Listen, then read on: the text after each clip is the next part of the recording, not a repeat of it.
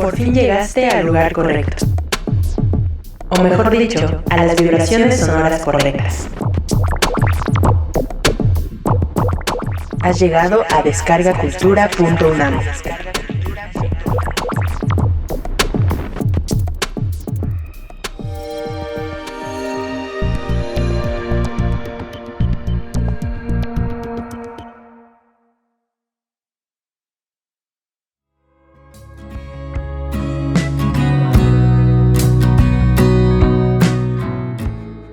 Yo creo que precisamente todo el acervo de Descarga Cultura tenemos la posibilidad de abrir nuestros ojos, de enriquecer nuestras almas y nuestros intelectos, y eso es completamente impagable.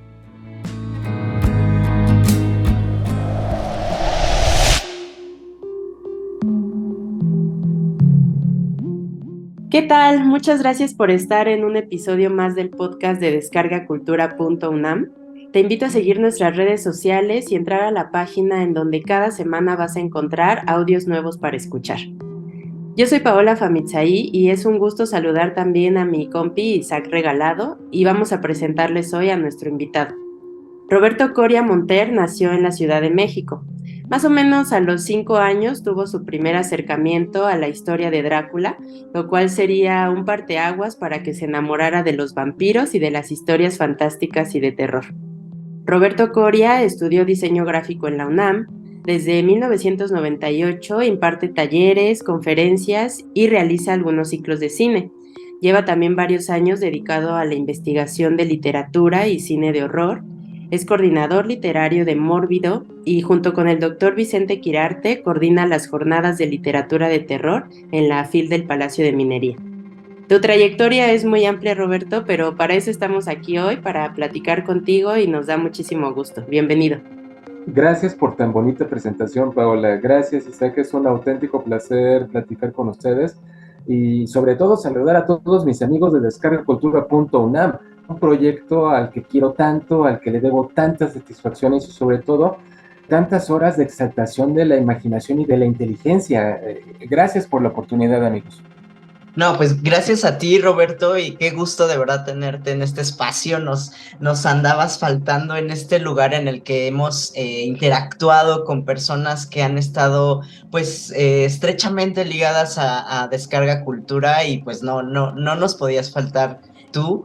Pues precisamente quisiera empezar esta charla con una de las primeras colaboraciones que tuviste con Descarga Cultura, que es una adaptación de Renfield, El Apóstol de Drácula, esta adaptación que hicieron Eduardo Ruiz Aviñón y tú para la serie Teatro en Atril. Platícanos, pues, cómo la trabajaron, cómo armaron la dramaturgia a partir de textos de Bram Stoker y de Vicente Quirarte, de este personaje tan esencial y, digamos, emblemático de la obra de Stoker.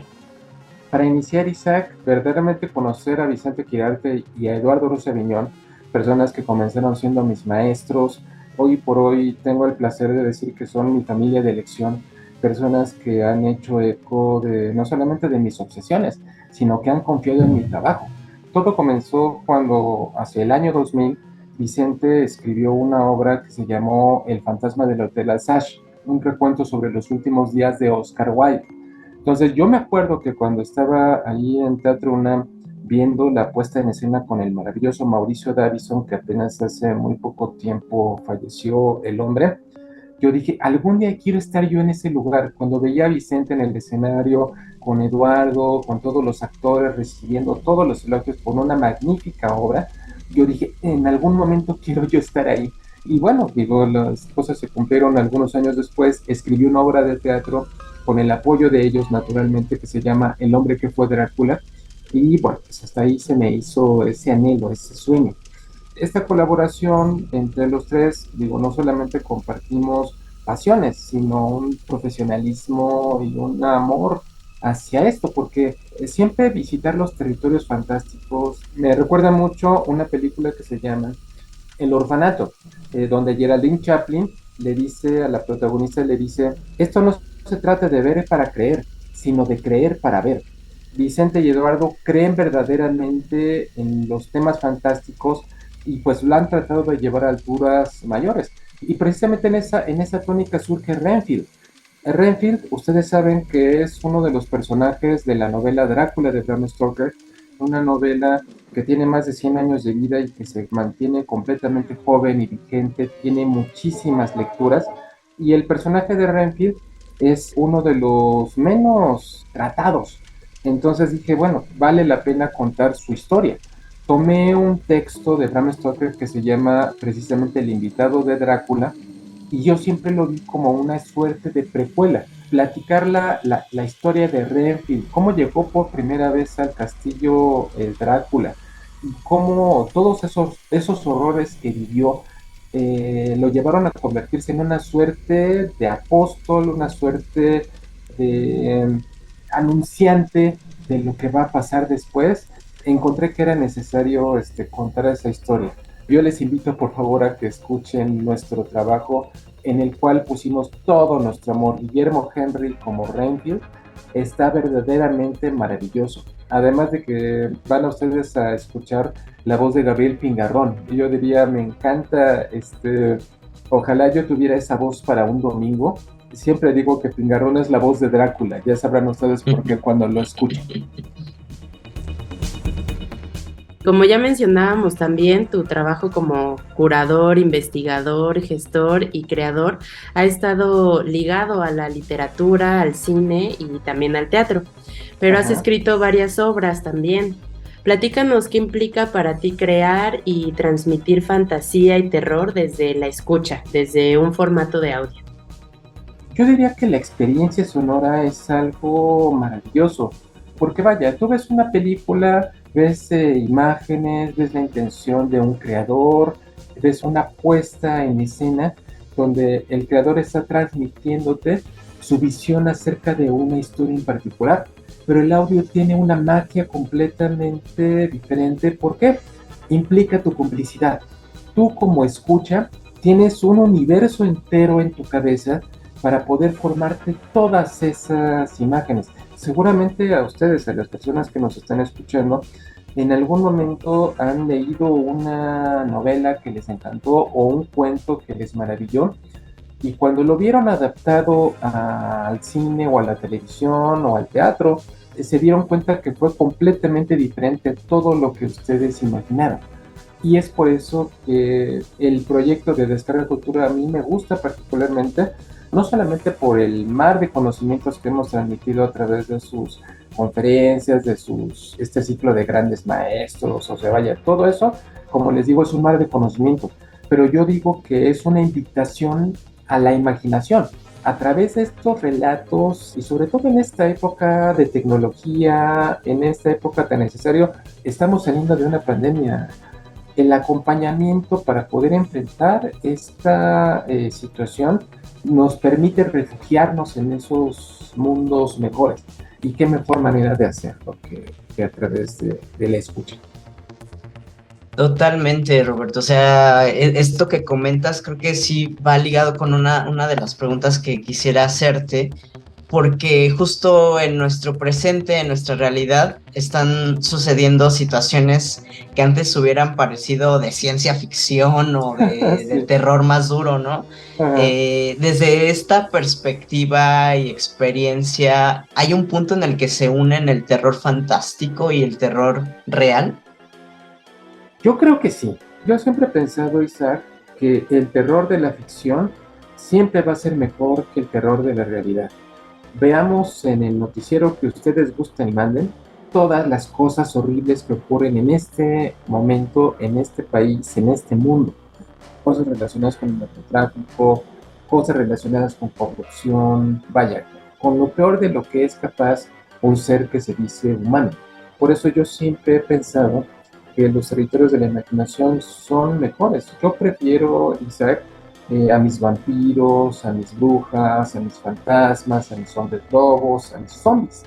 Porque yo sé que cuando le ponga stop, ya sea que lo esté escuchando en un podcast, o ya sea que esté viendo una película, o solamente basta que cierre el libro y se van a quedar ahí, no van a salir. O sea, es una manera segura de enfrentarte con toda esa oscuridad que vive en el corazón del ser humano. En cambio, ese cliché, ese lugar común de la realidad supera la ficción, hay ocasiones en que es cierto. Y la pandemia fue un ejemplo. En la Universidad de Chicago, prácticamente al inicio de la pandemia, de la parte dura, publicó un estudio, no me acuerdo el nombre del investigador, donde decía que las personas que consumen películas de horror o de fantasía o de ciencia ficción están mejor preparadas para sobrellevar todos los estragos que produce la soledad, estas situaciones extremas donde el ser humano ve en riesgo su integridad. Entonces, por eso, de alguna manera, el horror es una forma de iluminación. Sí, totalmente. Roberto, no sé si a partir de esto quisieras platicarnos de lo que actualmente estás escribiendo o acabas de terminar de escribir. Estoy todavía promocionando, escribí un libro que se llama Escribir el crimen. Realmente es de alguna manera el producto de muchas partes de mi vida. Ya ustedes amablemente acaban de mencionar pues la parte creativa, la parte digamos de alguna manera luminosa, por decirlo de esa forma. Pero yo durante 22 años trabajé en la Fiscalía General de Justicia de la Ciudad de México. Yo hacía algo que coloquialmente se llama retrato hablado. Durante todo ese tiempo viví muchísimas cosas, vaya, pude ver así de primera mano lo peor de la naturaleza humana. Vi demasiadas cosas horribles y pues bueno, pues mi cercanía con estos territorios de la ficción que hemos mencionado, yo pienso que es una manera de, una especie de oasis para refugiarme de todas esas cosas horribles que ocurren en la vida real. Siempre mis amigos escritores, Bernardo Fernández Beff, Norma Lazo, el propio Vicente Quirarte, Bernardo Esquinca, Vicente Alfonso, o sea, vaya, yo digo, soy muy afortunado porque conozco a la mayor parte de los escritores mexicanos vivos que admiro y a la gran parte de ellos tengo la maravilla de llamarles amigos. Entonces, cuando ellos estaban escribiendo algún relato, algo que implicara crimen, siempre me llamaban por teléfono y me decían, oye Roberto, ¿sabes qué? Necesito escribir una escena para mi nuevo libro, involucra un crimen, pero quiero hacer las cosas de manera verosímiles, no quedarme con lo que vi en el capítulo de ayer de CSI para poder modelar mi escena. Entonces yo ya le decía, bueno, si quieres matar a alguien así de manera como ocurren las cosas en la realidad, debes de hacerlo de esta manera, tu protagonista debe de hacer esto, la sangre se comporta de tal manera, estos son los fenómenos cadavéricos, esa es la forma en la que se investiga un homicidio en México. Entonces yo siempre les ofrecía eso. Y Carlos René Padilla, este escritor sonorense, me dice, oye, ¿por qué no lo aterrizas todo en un libro? Tú ya has impartido cursos sobre esto. La docencia siempre ha sido una de mis grandes pasiones. Entonces, bueno, ya lo había hecho en clases y dije, bueno, excelente idea, lo voy a aterrizar en un libro y así fue como surgió Escribir el crimen, como una manera de darle consejo a los escritores sobre cómo funcionan las cosas, no solamente a los escritores, es muy útil para, no sé, estudiantes de ciencias forenses, para abogados, para comunicadores, porque hay ocasiones en que escucho noticias y cometen cada error garrafal a veces a la hora de reportar un crimen y vaya, eso es completamente preocupante, porque digo, sí, Bernardo Fernández Beff dice, si quieres que la gente crea tus mentiras, debes documentarte. Entonces así fue como surgió Escribir el crimen. Y ahorita lo que les mencionaba, que acabo de terminar de escribir, se va a llamar Hombre de Arte que trabajo con policías. Es de alguna manera un juego semejante al que hizo Carlos René Padilla en un libro que se llama Hércules en el desierto. Carlos René, además de ser un escritor de primera división, él comenzó como reportero de Nota Roja en varios estados del norte de la República. Entonces, él escribió este libro que se encuentra a medio camino entre la crónica, a medio camino entre la ficción, para hablar acerca de sus aventuras. Yo cuando lo leí, dije, yo tengo muchísimas anécdotas que compartir. Entonces escribí este libro, es de alguna manera mi viaje de 22 años en este medio, en la investigación de los delitos en México. Roberto, en 2016 tú hiciste una increíble presentación súper ambientada a la serie de monólogos que escribieron y representaron Rosa Beltrán, Hernán Lara Zavala, Bernardo Ruiz y Vicente Quirarte, sí, para dar vida a Mary Shelley, a Percy B. Shelley, a John William Polidori y a Lord Byron, respectivamente, en Ajá, aquel encuentro que tuvieron 200 años antes en Villa Diodati y donde ajá, se concibieron nada menos que las obras de Frankenstein o El moderno Prometeo y El ajá, vampiro. ajá. ¿Recuerdas cómo se planeó este ejercicio que terminó en algunas presentaciones en vivo, en una grabación de audio que está en Descarga Cultura y además en un libro? La verdad es que fue una hazaña importante conmemorar eso y que a todos nos conmovió mucho.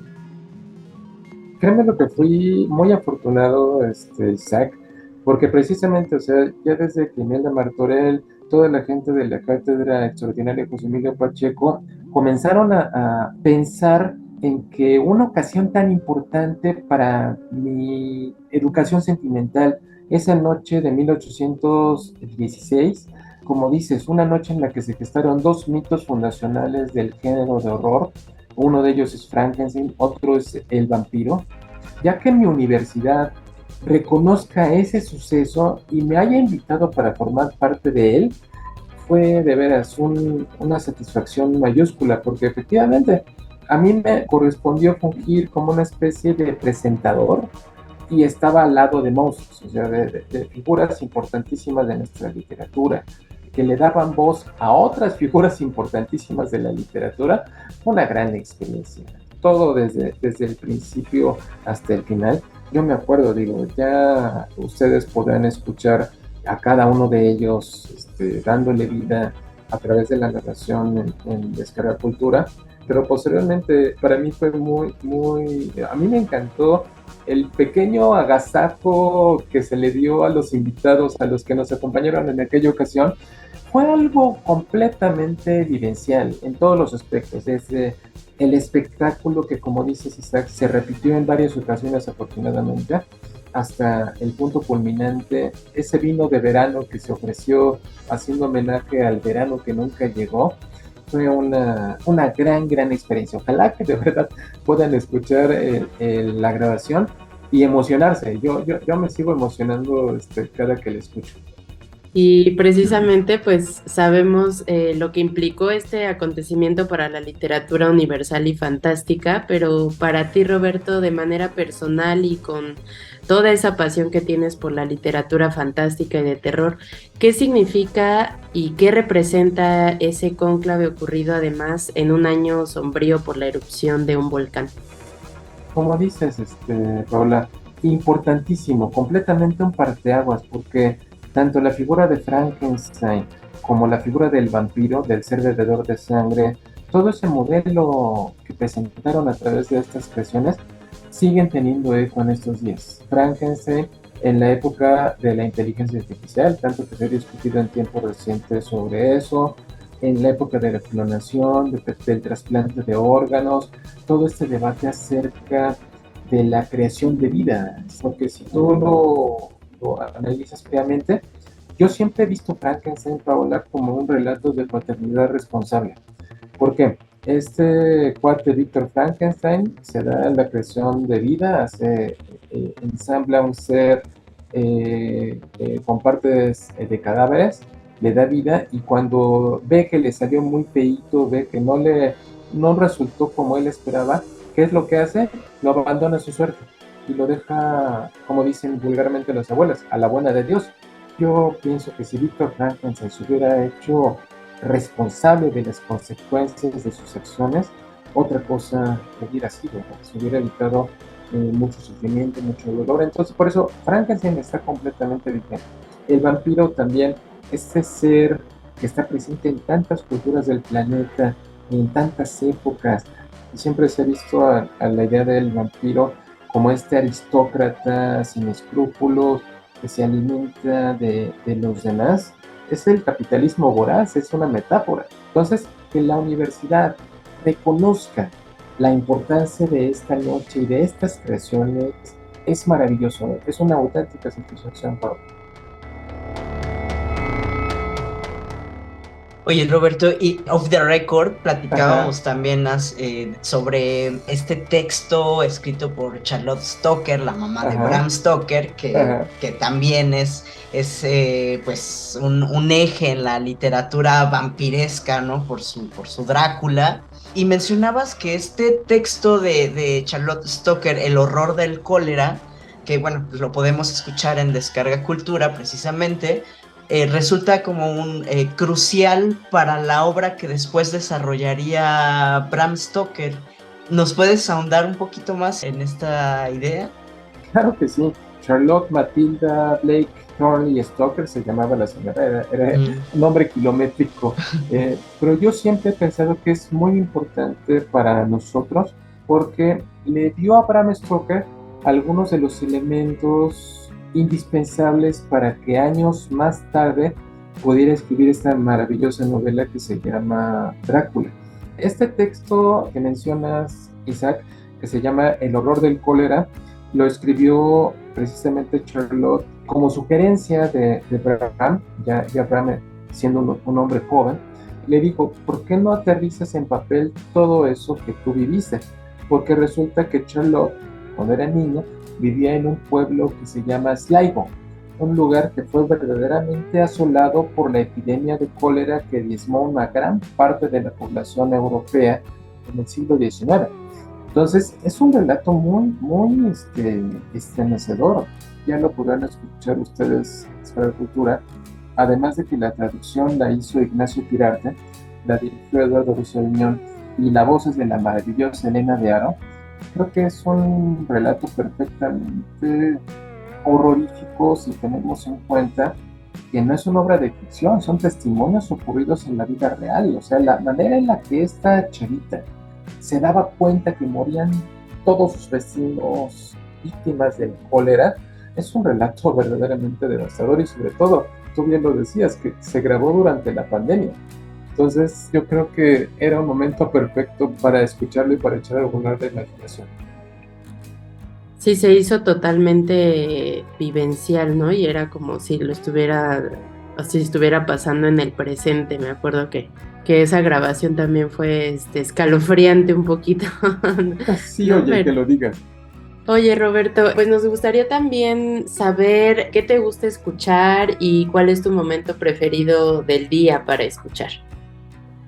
Yo te soy honesto, nunca he sido un hombre demasiado musical. Yo tengo la manía de poner las variaciones de Goldberg, de Johann Sebastian Bach, mientras trabajo, porque si ustedes son fans de las películas de Hannibal Lecter, siempre que Hannibal Lecter está haciendo de las suyas, está escuchando en las variaciones de Goldberg. Además de que me gusta porque la versión que pongo en YouTube dura como 2 horas, es una cosa larguísima. Eso es como que ruido ambiente perfecto. Respecto a música, me gusta escuchar a Peter Gabriel, a los Talking Heads, a David Bowie. Esas son las cosas que escucho fundamentalmente cuando trabajo. Pero, por ejemplo, a mí me encantan los podcasts de Descarga Cultura y consta que no es porque esté hablando con ustedes, pero me encanta escuchar esas narraciones, escuchar, no porque sea su fan, pero las cosas que ha hecho Eduardo Ruiz Aviñón en toda su carrera y particularmente con Descarga Cultura son auténticos gozos que me encanta visitar cada que tengo oportunidad. Pues Roberto, de verdad muchísimas gracias. Nos dejas justo con esas ganas de imaginar, pero hasta arriba. Muchísimas gracias por este rato que seguramente las escuchas van a disfrutar tanto como nosotros. Por supuesto, Isaac, Paola, de verdad, muchísimas gracias por contagiarme su entusiasmo. Yo siempre he pensado que yo que estoy a unos días de cumplir 50 años de edad, siempre que me encuentro jóvenes como ustedes, es una especie de vampirismo, pensando en los temas que hablamos el día de hoy, porque de veras, Paola, te nutres de ese entusiasmo, de esa vitalidad que tienen ustedes, que de alguna manera yo ya los tuve y los sigo teniendo. La cuestión de la edad es muy subjetiva. Me encanta ese reencuentro a través de personas como ustedes, porque ustedes son los que van a mantener vivas todas las cosas en las que creo y las que amo profundamente.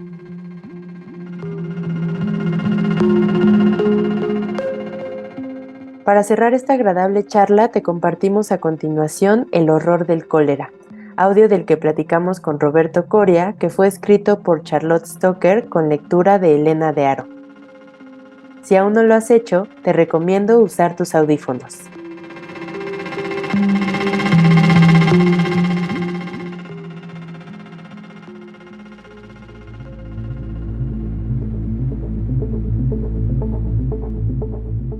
El horror del cólera.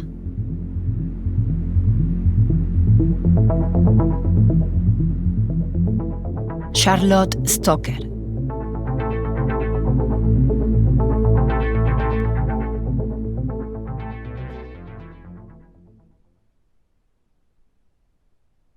En los días de mi temprana juventud, el mundo se vio seriamente conmovido ante el terror de una nueva y terrible plaga, la cual iba sembrando desolación en todos aquellos lugares por los que pasaba. Mostraba tal regularidad en sus avances que la gente podía muy bien decir dónde iba a aparecer luego y hasta casi el día en que era de esperársele. Contribuían a acentuar sus horrores lo extraño y misterioso de su contacto, así como el anhelo del hombre de contar con la experiencia o el conocimiento acerca de su naturaleza, cuando no la mejor forma de resistir sus ataques. En ese tiempo vivía con mis padres y hermanos en Sligo, ciudad de provincia situada en la posición oeste de Irlanda. Esto sucedió mucho antes de la era de los ferrocarriles y me imagino también que de los buques de vapor, pues las noticias viajaban con gran lentitud. Los rumores de la gran plaga atronaban en nuestros oídos de vez en vez, y los hombres aludían a este tipo de cosas lejanas, como si pensaran que jamás podrían aproximarse a ellos. Sin embargo, poco a poco el terror fue creciendo, conforme se nos decía que el mal rondaba cada vez más cerca. «Ya está en Francia», decían, «ahora en Alemania, ya llegó a Inglaterra». Luego, con frenético horror, empezamos a escuchar los susurros de boca en boca. «Ha llegado a Irlanda». A causa del miedo, los hombres comenzaron a manifestar su egoísmo, lo suficientemente grande como para atraer la directa venganza de Dios sobre nosotros. Recuerdo vívidamente una de esas acciones. Un infortunado viajero cayó enfermo a la orilla del camino, a unos kilómetros del pueblo. ¿Y cómo fue que lo atendieron los samaritanos? Cavaron una fosa y con largas pértigas lo empujaron aún vivo hacia el interior y rápidamente lo cubrieron con tierra sin que aún hubiese muerto. Al igual que Sodoma, nuestra ciudad pagó con gran severidad semejantes crímenes. Luego procedieron a cavar zanjas a través de los caminos que apuntaban hacia los puntos de donde supuestamente provenía el cólera, precisamente con el propósito de romper cualquier tipo de vínculo con los distritos infectados. Pero de nada sirvió. De nada.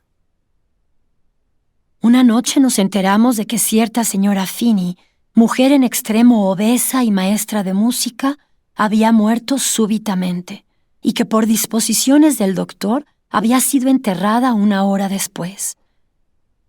Aflorando la palidez a sus rostros, la gente se miró entre sí y en voz baja susurró la palabra «cólera». Sin embargo, al día siguiente los susurros se convirtieron en un hondo rugido generalizado y en muchas casas yacía un muerto, cuando no 2 o 3. Una vivienda podía verse atacada y la que seguía salvarse. No había manera de decir quién sería el próximo en morir, y cuando alguien se despedía de un amigo, lo hacía como si ya nunca más fuese a verlo. Al cabo de unos cuantos días, la ciudad se convirtió en zona de muertos. No había otro vehículo en circulación, que las carretas destinadas para el cólera o los coches de los médicos. Mucha gente emigró y no pocos contrajeron la plaga y murieron en el camino. Al principio, muchos de los doctores la hicieron buena, como ellos decían, mas luego fueron cayendo uno a uno y nuevos elementos acudían para llenar los huecos, para luego verse estos a su vez reemplazados por otros. La mayoría de los clérigos de todas las creencias huyeron, y muy pocos eran en verdad los casos en los que procedía a leerse el servicio luctuoso para los finados. El gran hospital de enfermería y fiebre del condado fue convertido en centro para atender casos de cólera, pero fue por demás insuficiente para satisfacer los requerimientos de la situación. Las enfermeras perecían unas tras otras, y nadie podía encontrarse que las reemplazara, como no fueran mujeres de la peor catadura, las cuales casi siempre se hallaban ebrias, y eran tales las escenas que allí se perpetraban que el solo escucharlas hacía que la carne se pusiera de gallina. Hubo un sacerdote católico romano que permaneció en el lugar. Tal vez haya sido otro, pero solo supe de este. Se llamaba Gilern, y él mismo nos dijo que se veía obligado a permanecer día tras día y noche tras noche en la gran escalinata de piedra, provisto de un látigo, con el fin de impedir que las miserables arrastraran a las pacientes escaleras abajo, tirándoles de las piernas, con sus cabezas golpeando contra los escalones antes de que murieran.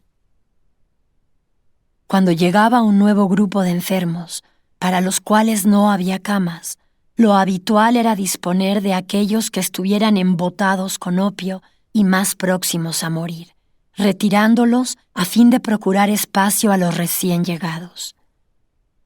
Se decía que a muchos de ellos los enterraban vivos.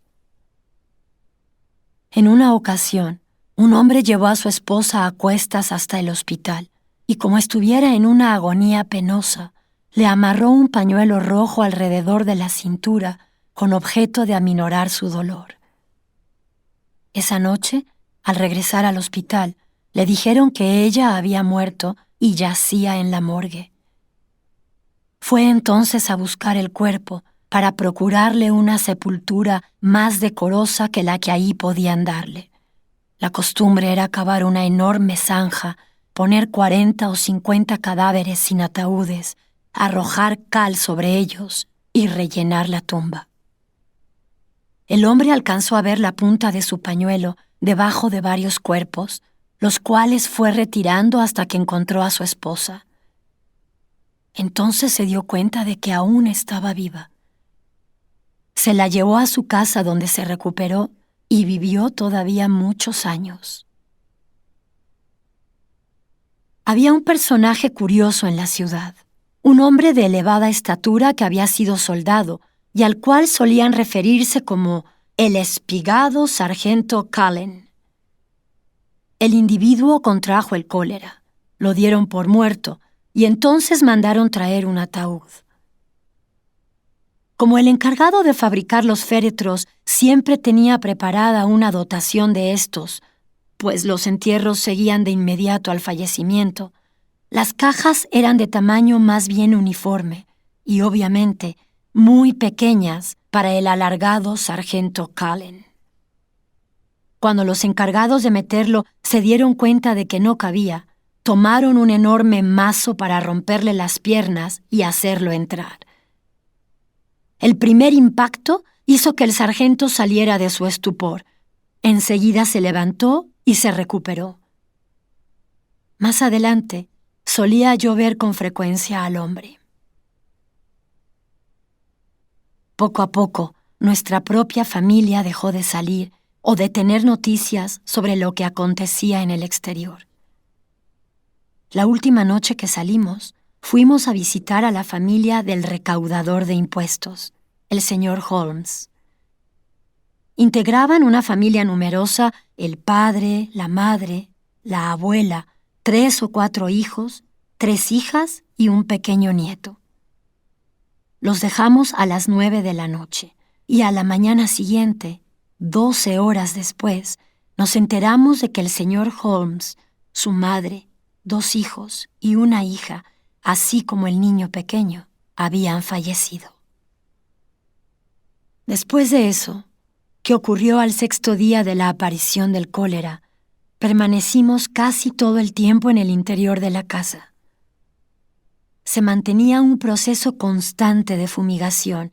Afuera de todas las puertas y ventanas se colocaban platos en los cuales se vertía de vez en vez ácido vitriólico. Cada mañana, tan pronto nos despertábamos, nos daban a cada uno una dosis de whisky espesado con jengibre en proporciones adecuadas a nuestras edades. Poco a poco, la calle en la cual vivíamos se fue quedando desierta, pues a nuestros vecinos que fallecían se los iban llevando en grupos de 2 y 3. Una mañana, al 9º día, fueron 4 a los que se llevaron, muertos, de la casa de enfrente. Nuestros vecinos a ambos lados también fallecieron. En una de estas viviendas dejaron sola y enferma a una pequeña niña llamada Mary Sheridan, y hasta nosotros llegaba su llanto. Le pedí permiso a mi madre para que me dejara ir a ayudarla, y presa de temores, consintió en que fuera. La pobre Mary murió en mis brazos 1 hora después. Regresé a casa y en vista de que me fumigaron bien, resulté ilesa. Ciertos tipos de comestibles eran casi imposibles de conseguir, sobre todo la leche, ya que a la gente del campo no se le podía convencer de que se aproximara a la ciudad condenada. Nosotros teníamos una vaca y muchas personas, mujeres a las que solo conocíamos de vista, acudían a rogarnos que les diéramos un poco de leche para sus hijos pequeños. Solían dejarnos las jarras en el quicio de la puerta, las llenábamos y luego se las llevaban. Por la noche, a lo largo de las calles, solían quemar varios toneles y otros materiales combustibles para purificar el aire. Los recipientes con su resplandor en medio de la oscuridad adquirían un aspecto extraño, sobrenatural. Las carretas y camillas destinadas a los casos de cólera estaban provistas de campanas, lo cual acentuaba el horror, mientras el fabricante de féretros, un hombre llamado Young, acostumbraba a tocar las puertas preguntando si no necesitábamos ataúdes. Era este un clima que difícilmente podría soportarse, y como pocos tenían el temple necesario para hacerle frente, decidimos pedirle al señor Young que desistiera de sus ofrecimientos. Pero aún así, él insistía en volver, y yo le dije que si regresaba le arrojaría agua. Al día siguiente tocó la puerta, como de costumbre, y sobre su cabeza cayó todo el contenido de una gran jarra de agua. El tipo se sacudió, luego se me quedó mirando con una mueca diabólica y agitando el puño me dijo: «Si te mueres en 1 hora, no habrá féretro para ti». «Gracias», le contesté. «Para entonces ya no me importará». El hombre no volvió más. Uno tras otro, los días transcurrieron sin ningún cambio significativo. Pero la plaga no cedía. Cada mañana, al despuntar el día, un grito solía escucharse de habitación en habitación por toda la casa. ¿Amaneció alguien muerto? Sin embargo, misericordiosamente resultamos ilesos. A lo largo de toda nuestra desolada calle, solo la familia del Dr. Little y la nuestra nos mantuvimos sin pérdidas. Había ciertos días en que el cólera tenía efectos más fatales que en otros, y en esos días podíamos observar una espesa nube de aspecto sulfuroso suspendida a baja altura por encima de la casa. y luego supimos que habían encontrado pájaros muertos en la orilla de Log Hill. Temprano en la mañana del 14º día, mi madre alcanzó a oír un gran ajetreo entre las aves del gallinero que había en el traspatio, y al acudir a ver qué sucedía, encontró a varias de ellas muertas o agonizantes. Regresó y nos dijo que había llegado el momento de partir y que empezáramos a empacar. Así que juntamos unas cuantas cosas, mandamos la vaca hacia una pradera vecina donde había agua, le suplicamos a la gente de los alrededores que la ordeñaran y utilizaran la leche, porque a las 10 de la mañana todos nosotros, es decir, mi padre, mi madre, 2 hermanos, un sirviente y yo, enfilaríamos a bordo de la diligencia rumbo a Ballyshannon, donde vivían algunos amigos de mi padre. Estábamos convencidos de que podrían alojarnos por unos cuantos días mientras encontrábamos un lugar donde vivir. Era una mañana húmeda y lluviosa y nos sentíamos de lo más miserables, como si presintiéramos lo que nos aguardaba a continuación. Todo iba bien, hasta que llegamos a 1,5 kilómetros de distancia de una población situada a unos 6 kilómetros de Ballyshannon. En ese momento, el cochero fue interceptado por una turba de hombres armados con palos, guadañas y rastrillos. A la cabeza de ellos, un tal doctor John Shields, individuo medio loco, hijo de uno de los galenos más prominentes y uno de los más respetados ciudadanos del condado. Sin embargo, no había seguido los pasos de su padre. Detuvieron la diligencia, nos ordenaron salir y también bajaron nuestro equipaje. No había súplica alguna capaz de convencer a esos hombres de que nos dejaran pasar. El miedo los había enloquecido. Tras una larga discusión y numerosas amenazas de represalias legales, permitieron que el cochero prosiguiera su camino, en tanto que a nosotros nos dejaron en la orilla del camino, sentados sobre nuestros baúles, con frío, mojados y casi sumidos en la desesperación. Mi padre temía dejarnos para ir a buscar ayuda, pero luego, al cabo de 1 hora y media, vimos el carruaje de mi tío, seguido por una carreta que se aproximaba hacia nosotros. Uno de mis primos venía en ella. La familia se había enterado de nuestra situación y él había salido con el propósito de recogernos y procurarnos alojamiento. Un viejo sirviente de la familia, que tenía una caballeriza, había traído su carreta en honor a los viejos tiempos. Nos subimos entonces a los vehículos, pero al aproximarnos a Ballyshannon, se nos dijo que no podíamos permanecer ahí, que lo más que podrían permitirnos era atravesar la población. Mi tío tenía una vieja amistad, la señora Walter, en Donegal, aproximadamente unos 30 kilómetros más adelante. Así que nos aconsejó que nos dirigiéramos allá y le escribió una nota suplicándole que nos alojara por unos días. Así que continuamos nuestro camino, mi madre y los hijos en el carruaje, y mi padre, el sirviente y el equipaje en la carreta. Ahora llovía como si el cielo y la tierra quisieran fundirse. Poco después, tras recorrer unos 16 kilómetros, mi padre empezó a lucir muy enfermo. Sacamos entonces nuestra dotación de medicinas contra el cólera, sin las cuales nadie osaba moverse siquiera 1 metro. Sin embargo, no teníamos un trasto en el cual pudiéramos mezclarlas.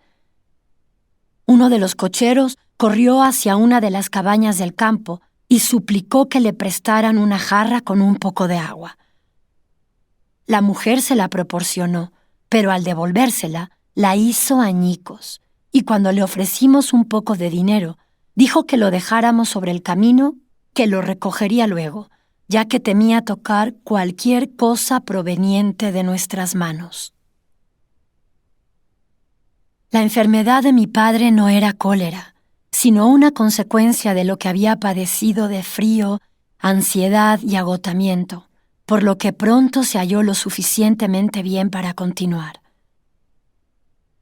Poco después entramos en Donegal, pero de alguna manera habían anunciado nuestra llegada, y al encontrarnos en la plaza por la cual habíamos ingresado, vimos que se hallaba repleta de hombres que aullaban como dementes.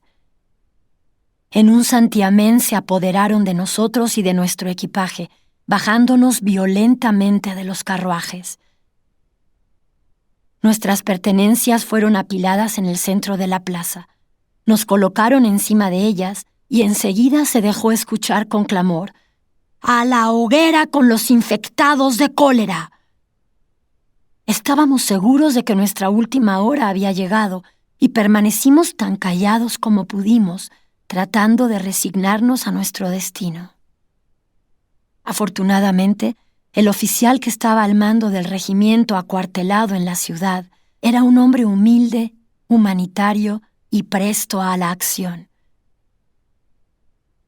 Las puertas del cuartel se abrieron hacia la plaza y en un lapso increíblemente corto ordenó a las tropas, las cuales nos rodearon formando un cuadro por cada uno de cuyos lados se plantaron con la bayoneta calada ante la turba. Ahora nos hallábamos relativamente a salvo, pero en condiciones deplorables. Mojados, con frío, desamparados y rodeados por una multitud enardecida que ya ni siquiera estaba dispuesta a dejarnos continuar nuestro camino. Entonces los magistrados decidieron reunirse con el fin de decidir qué se iba a hacer con nosotros. Y lamento tener que decirte esto de un sacerdote de Cristo, entre ellos el más severo y menos misericordioso fue el prior de la parroquia. Mientras tanto, alguna persona caritativa nos envió una gran jarra de té caliente y una hogaza, la cual recibimos con enorme gratitud. Eso fue todo cuanto comimos ese día. Los magistrados decidieron que no se nos debería dejar pasar, sino enviarnos de vuelta por el camino por donde habíamos llegado, bajo el resguardo de los militares, quienes nos protegerían de la furia de la turba.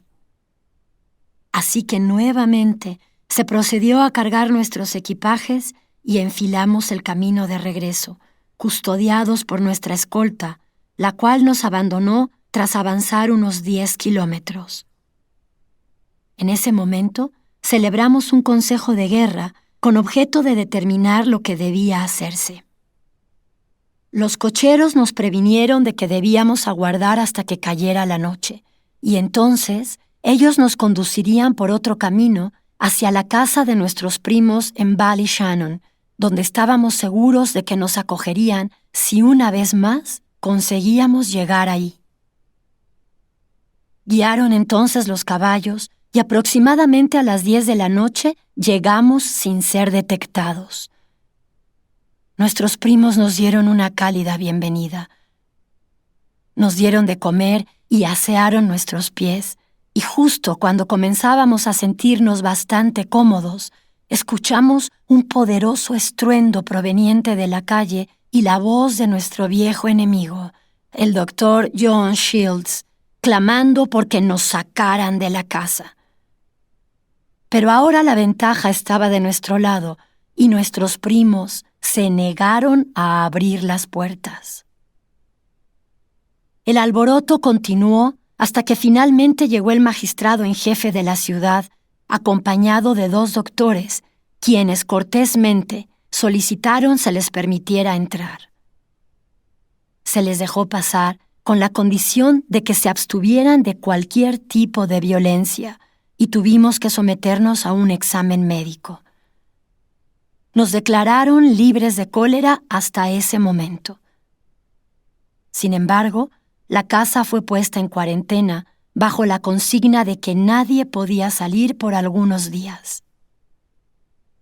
Al término de este lapso, pudimos vivir en paz hasta que la plaga cedió y luego volver a Sligo.